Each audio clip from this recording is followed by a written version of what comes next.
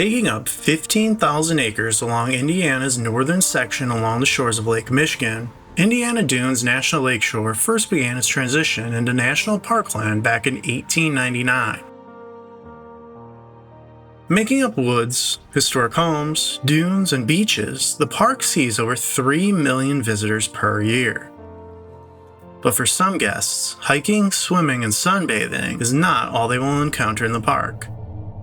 Over the decades, many have reported supernatural occurrences during their time here, which range from ghosts, a mysterious hermit, disappearances, and even sightings of Bigfoot.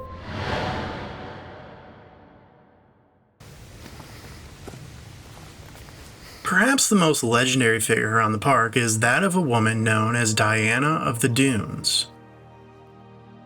Alice Gray was born in Chicago in 1881. She graduated from the University of Chicago in 1903 and worked for the U.S. Naval Observatory and for her college. But 12 years later, Alice had become fed up with the unfairness towards women in the workplace, deciding to pack a few essentials and move into the wilderness. That area she chose was what was the still-in-progress Indiana Dunes Park. Having spent time visiting the area, which was still largely uninhabitable and remote, Alice found a small abandoned shack in the woods, which she nicknamed Driftwood. The newspapers were infatuated with the story of the woman who returned to nature, and she gained notoriety, eventually earning the nickname Diana of the Dunes. Though she did her best to avoid the limelight, Alice became a vocal advocate for preserving the dunes, which were being threatened by U.S. Steel in nearby Gary, Indiana, who was purchasing the land for factories. In 1920, she would marry a local furniture maker, Paul Wilson, and the two would eventually move from Driftwood into a shack in the Ogden Dunes section. But these last few years were not happy. Soon after moving, the body of a man was found in the area of their home, and Paul was accused of the murder, as he was known to have a violent temper. The couple would both be injured during a fight with the sheriff, and while they were in the hospital, their home was ransacked. During this time, construction on US Highway 12 began through the land, drawing civilization closer than ever before. In 1925, Alice would die from kidney failure, refusing to leave the dunes to get treatment. Paul would go on to get remarried and would be sent to prison for burglary in the 1930s. Since her death, some say that Diana of the Dunes continues to appear around the park, often seen swimming nude in the waters, which she was famous for during her lifetime. But Alice is not the only figure seen wandering the waters. Walhalla Beach is a 20-acre stretch of beachland just over the Illinois state border and is said to have numerous spectral swimmers in old-time bathing suits seen emerging from the water and taking a few steps before vanishing.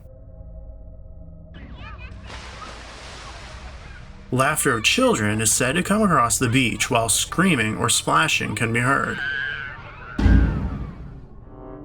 Elsewhere along the trails, a frightened old man is said to appear before hikers, sometimes moaning or crying. Gangsters dressed in suits and fedoras are said to be hitchhiking along the highway, perhaps trying to leave the area that their bodies were dumped in back in the days the area was remote. Native Americans would also bury their dead in these dunes, with 6 sites having been identified. But a mysterious group of men held their own bizarre funeral in these woods. The Chicago Whitechapel Club was a secret group of journalists who appointed the unknown serial killer Jack the Ripper as their honorary president. With the purpose of laughing in the face of death, the group collected murder memorabilia, and its ranks were comprised of magicians, killers, policemen, and officials. In 1892, a man who took his own life wrote in his will he wished his body donated to the Whitechapel Club, and that summer they brought his body to the dunes where they built a massive funeral pyre for a ceremony and cremated his remains. They would collect the ashes, and back at their club, members would sift their hands through the cremains for years to come. Near the bathhouse, a single soldier can sometimes be witnessed. This area was formerly known as Petit Fort, a French fur trader outpost that came under attack during the French-Indian War, resulting in a minor skirmish seeing the death of 4 men. Is it possible one of those soldiers still lingers?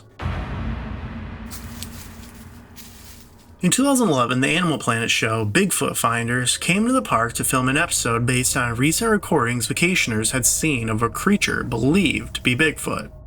I think I see something.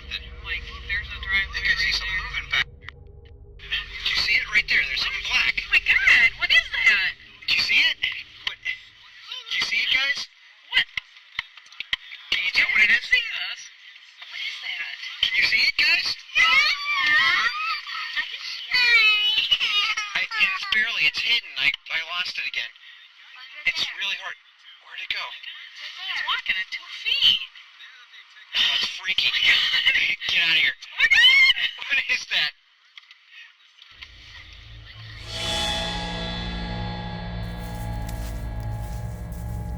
It is said that sightings in the area date back as far as the 1920s. But around 2010, a cluster of sightings led many to begin investigating which they dubbed the Sand Squatch.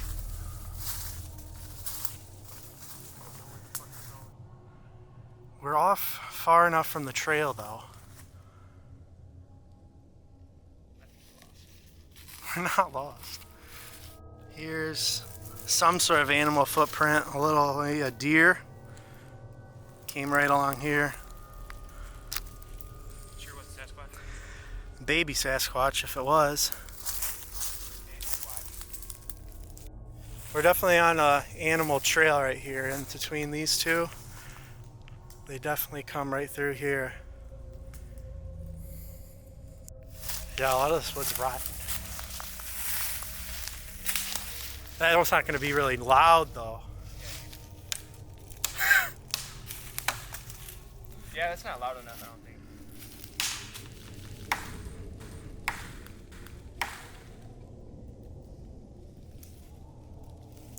Yeah, there's a barrel, and then look, there's some... Part of like a foundation for something? Yeah.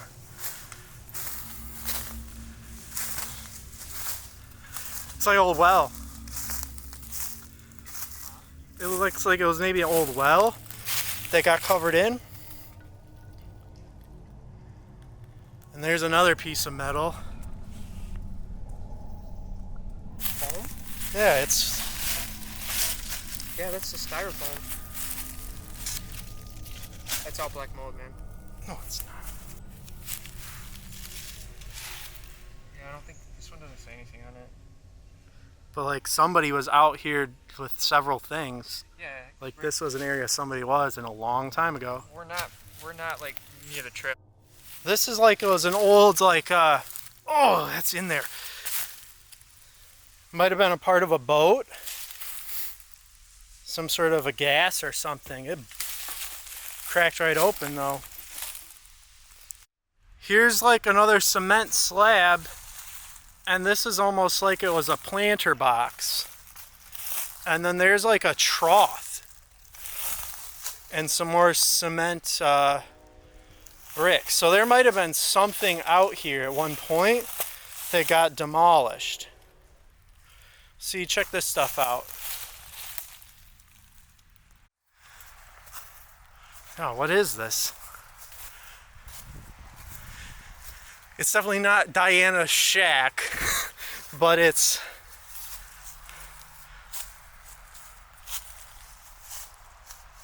yeah, can you see if... Yeah, you can't. It's solid up there? Yeah. Well, Yeah, like it's solid. Is it all solid? Yeah.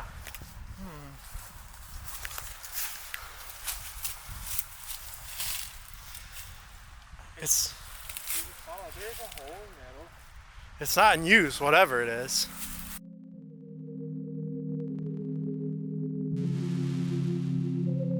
Is it possible the creature is still hiding out in the preserved parkland? If he is, he has become quite adept at remaining out of sight. Our final tale concerns the mysterious disappearance of 3 young women who came to the beach one summer. To this day, the Indiana Dunes 3 have never been found. It was July 2nd, 1966, when 21-year-old Ann Miller and 19-year-olds Patricia Blau and Renee Bruhl came to the Indiana State Dunes for a day at the packed beach. Over 9,000 people were in attendance that day when the three girls were last seen in the afternoon speak to a man before getting onto his three-hulled boat that resembled something like this one. Several hours later, when people nearby were leaving, they noticed the girls' things, including their purses and car keys, that were still there, so they turned them into the ranger station. Inside the purse was a note by Renee to her husband stating she wanted to leave him. It was 2 weeks old, and her family believed she had not actually intended to give it to him. 4 days later, and about 3 miles away from the beach, the Coast Guard found the wreckage of a boat. However, no reports of a shipwrecked boat have been made by any boat owners, and no one else was reported missing if all of its occupants went down with it. One theory put forward was that Anne and possibly Patricia were pregnant by married men and got on the boat for an operation to terminate the pregnancies, which was illegal in Illinois at that time. After one of them died during the operation, the other two were killed to avoid witnesses. Anne had supposedly told friends she was going to leave and enter a home for unwed mothers when her child was born. Likewise, Patricia is said to state that she too was going to leave where no one could find her. And let's not forget Renee's letter to her husband. Did the friends decide to leave together?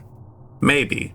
But then there's the fact that all three were known to have used the Tricolor stables, owned by the brother to notorious Chicago mobster Silas Jane. Patricia is said to have been seen with bruises on her face a month before, which she claimed was a result of trouble with a well-known horse syndicate. We have covered Silas Jane's involvement in the murder of 3 young boys a decade prior in our Chicago Child Murders video. But whether he had any involvement with Indiana Dunes 3 is still up for debate. The Indiana Dunes State Park is a beautiful place to spend some time in nature. But if you plan to visit, be wary, as it seems there is no shortage of paranormal experiences amongst these sand dunes.